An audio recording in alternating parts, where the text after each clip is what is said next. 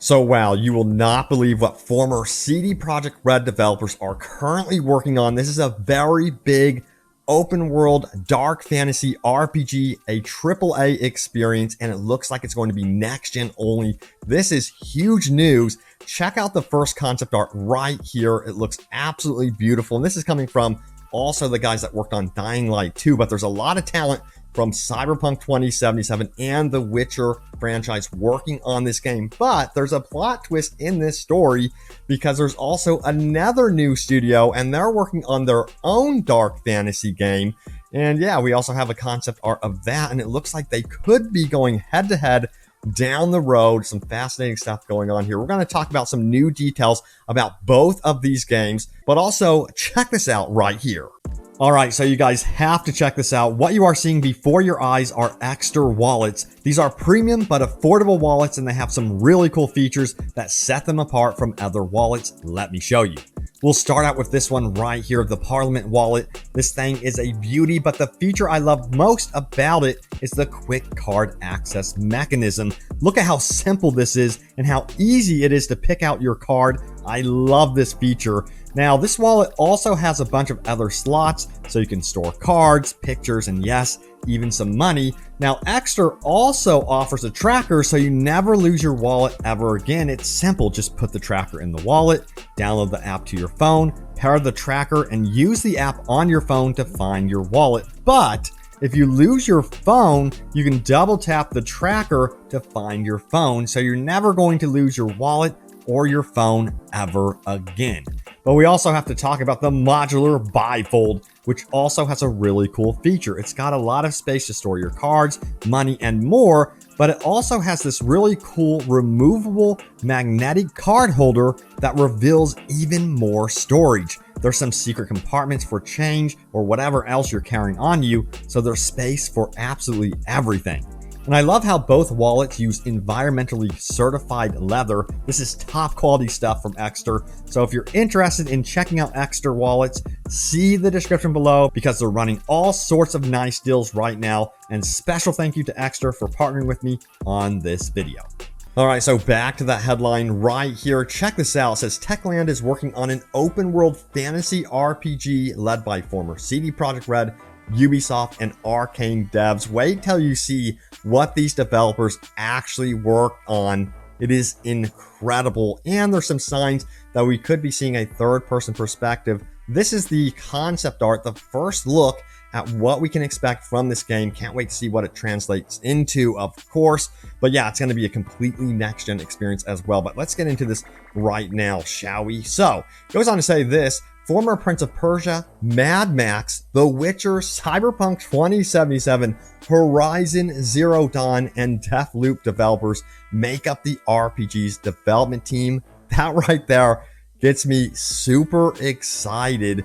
There is a ton of excellent talent to pull from and so many ideas they could definitely implement for sure. Now, the article goes on to say this right here: Techland is enjoying the success of its recently released Dying Light 2 Stay Human and is going to be busy with its planned support for the game, including its first expansion later this year. On top of that, however, the Polish studio also has another major production in the works right now. It's also cool, I will say this, that Techland is not just abandoning Dying Light 2, you know. I think that's so critical to note here.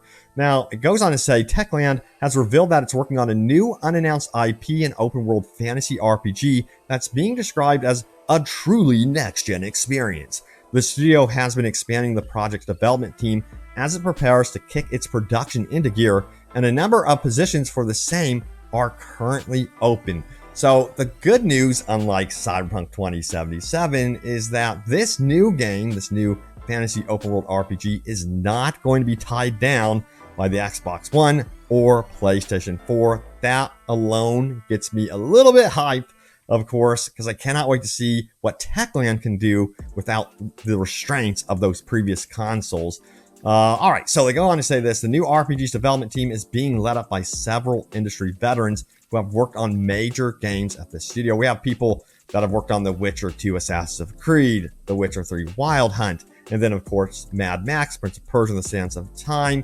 And then also, if we keep going right here, we have individuals that have helped with Cyberpunk 2077, Deathloop, Playground Games, that's Forza Horizon, of course, Deep Silver, then Horizon Zero Dawn, and then, of course, People Can Fly, that's Bulletstorm. So much talent all over the place. I cannot wait to see what type of crazy game they actually develop here. And there's a lot of indication, by the way, that we would be seeing a third-person perspective for this game, given that they do have one of the lead animators from Horizon Zero Dawn. You know, animating third-person characters, that's going to be very key and telling to me that this is most likely going to be a third-person game. And I think Dying Light wants to, the Dying Light dev team, I should say, Techland, wants to try something new, and third person comes to mind right there. Now, it goes on to say this right here. We are very happy with what we have accomplished with the Dying Light franchise so far, says the Techland CEO. Moreover, our journey with Dying Light 2 Stay Human has only just begun, as we plan to support this game for at least 5 years, with its scope and size matching, if not exceeding, what we have provided our community with during post-launch support for its predecessor. Again, kudos to them for continuing support for Dying Light 2. That's also kind of telling about how they actually release games and support games post-launch. So it gives me a lot of hope for this new open world fantasy RPG, that they would keep in mind that they would want to continue supporting it throughout its lifetime. Now, of course, since they are on a hiring spree right now currently, this is telling me that this game is years and years away. So that's something to note. Now, furthermore, they go on to say this: at the same time, our ambition is to introduce a brand new IP that is vastly different from what we have been doing for the past several years. We want to create a fully next-gen experience. Yes, please. A new fantasy epic set in a sprawling open world fueled by the skills and experience we have gained as a team over the years, infused with new ideas, passion, and creativity. While we cannot share more details about this project now, we're all truly invested in it and looking forward to showing it to gamers when the time is right. So yeah, it's an epic, sprawling open world that they describe right here. And so far, it looks like they're going after a more colorful environment. Looks like they're also getting away from the dreariness, perhaps, I guess you would say, in some respects, that some of the Dying Light franchise has, you know, that post-apocalyptic feel. Although I feel like they lightened that up big time with Dying Light 2, with all the trees on top of the rooftop, which is really, really cool. But anyway, back to this, because we have that other development studio working on something else as well. Check this out right here. It says, Witcher 3 Cyberpunk developers form new studio Rebel Wolves to develop next-gen RPG. So yeah, this is also being described as a next-gen RPG, and you have to note there as well that they do not use the word open world. So I'm wondering if they're kind of considering hub spaces or something like that. But check it out. Here's the artwork. This is the only concept art that we have so far of this game. And to me, it looks like the game centers around perhaps you playing as a vampire. And you can see the claws, the bats following him down this hillside. And I'm assuming that he is going to have fangs. That's my assumption based on this artwork. But that would be really, really cool and different for sure. I think people would be excited to play as a vampire. Now, we have an interesting plot twist with this development studio, though. Check it out. It says, earlier today, Rebel Wolves was formally announced by studio head, who originally departed CD Projekt Red in 2021 after accusations of bullying. Yikes. So he didn't exactly leave on good terms with CD Projekt Red at all. But it goes on to say this. The former Witcher 3 game director will head up the new studio, where he's joined by other ex-CD Projekt Red developers, including Witcher 3 art director, the writer, and animation director. So he got a lot of talent to go with him from the Witcher 3 team, it seems. So this is fascinating to me. We have a team over here from Techland that is made up of a pool of developers that do include CD Projekt Red, and then a team over at Rebel Wolves that's also working on their own RPG that's next gen, that also has CD Projekt Red developers on there. It's going to be a showdown, let me tell you what. And it's fascinating to see how the developers all like scatter throughout the gaming industry and are forming their own studios and making their own new IPs. Now, it goes on to say this right here. If you're wondering whether all these ex-Witcher 3 developers would be bringing their RPG developing expertise to bear, you'd be correct. According to a press release, Rebel Wolves is developing a brand new story-driven RPG and they'll also be utilizing Unreal Engine 5, the extremely powerful new gen game engine from Epic Games. That's great to hear. Again, not tied down to old gen technology whatsoever. And they do describe it as a story-driven experience, which does mean to me that, of course, this is going to be single player, and that is really, really important, of course, as well. Now, let's keep going. Go on to say this. The studio's announcement places a heavy emphasis on the well-being of its staff, driven by the desire to build a passionate team dedicated to creating vibrant virtual worlds filled to the brim with powerful emotions and unique experiences. Conrad envisioned a new studio with the united goal of doing things differently while also putting the team first at all times, the statement reads. And it says this, adding that they aim to break away from the weight of AAA development studio. So, the question is here, is this studio trying to be like Hello Games? We have seen studios and teams that break away from that AAA development mold where it's very much about crunch and things like that.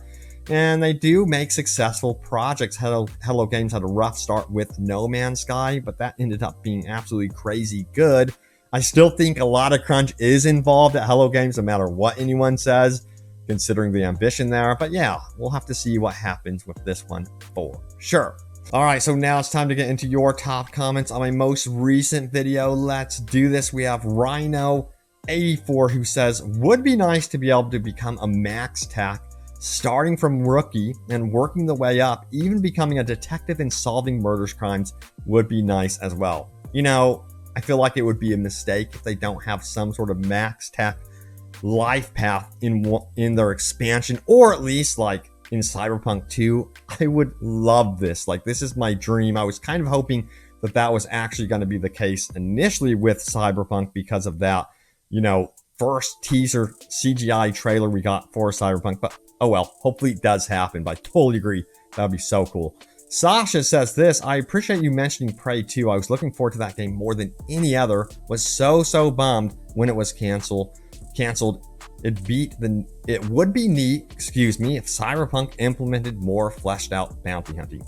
Yeah, that's another thing I want to see, and they could do that through so many different ways and have different storylines on offer for sure. So yeah, I do hope again that we see max tac and bounty hunting being more of a focus in the world of Night City. I think it would be very cool. Now, Draken says this, I've been playing 2077 since release. Still a fun game, and the more they release, the better it gets. Yep.